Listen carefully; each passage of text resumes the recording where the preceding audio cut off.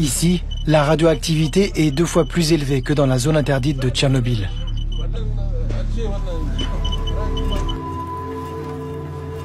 La ville est sortie de terre dans les années 70, grâce à ses gisements d'uranium. Elle est bordée par 2 immenses mines, gérées par des filiales de la multinationale française Orano, que tout le monde ici appelle encore Areva. De cet uranium, les habitants d'Arlit n'en aperçoivent que le relief. Ces immenses stériles jaunes, des résidus miniers entreposés à l'air libre. Les poussières, portées par le vent du Sahara, s'engouffrent dans la ville, jusqu'à l'intérieur des habitations.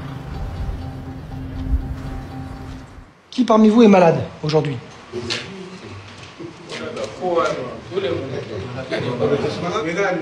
Certains sont hémiplégiques. D'autres souffrent de maladies chroniques.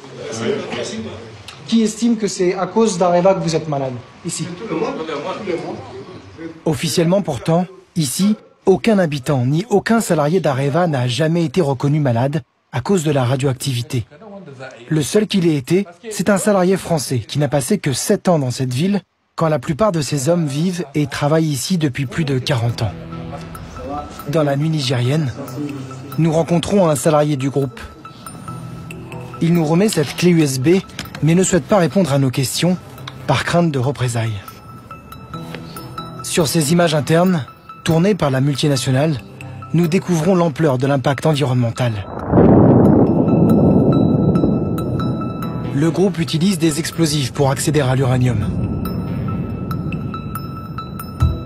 Dans la poussière, les mineurs retournent la terre radioactive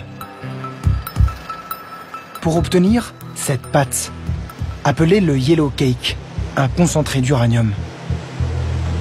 Orano en produit 2500 tonnes par an au Niger. Cette opération nécessite un lourd procédé chimique et engendre des résidus à perte de vue. Les montagnes du bout de la ville n'ont rien de naturel.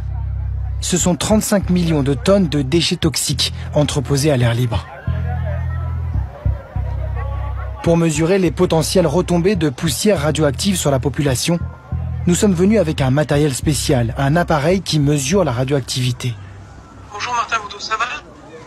Pour nous aider à le manipuler, Bruno Charéron, ingénieur en physique nucléaire à la CRIRAD, la seule association indépendante française qui travaille sur la radioactivité.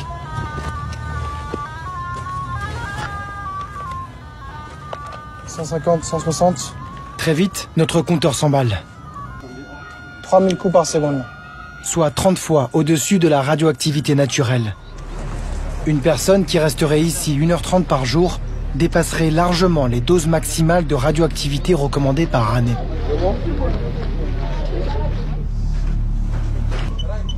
Des éléments très radioactifs comme ça au milieu d'Arlit, qu'est-ce que ça vous inspire? Je suis choqué et c'est ce qui m'amène dans cette livre. Et c'est pourquoi j'ai risqué mon travail, j'ai risqué tout, je continue à risquer tout parce que ça me choque. Je pense qu'on ne peut pas laisser les enfants et les pauvres femmes innocents dans de tels machins. Et ça, vous savez, c'est destiné à quoi? C'est destiné à une construction d'une maison, voilà, ou d'une école.